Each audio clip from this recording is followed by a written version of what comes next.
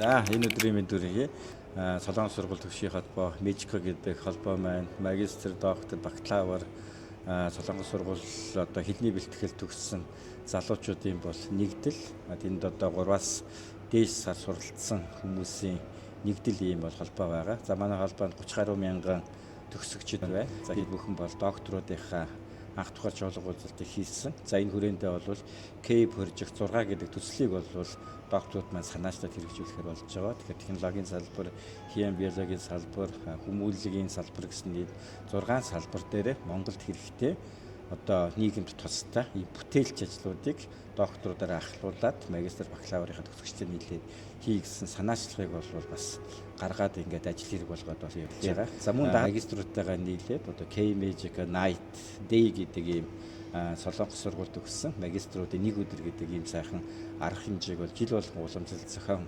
байгуулъя гэдгийг бол өнөөдөр бол санал бол бас гараад ингээд цаашаа бидэд хөгжүүлэлтийг хэрхэн хийгээд явахаа гэдэг саналуудаа нэгтгэсэн бас ийм бас уулзалтыг бас өнөөдөр хийгээд ингээд босч байна.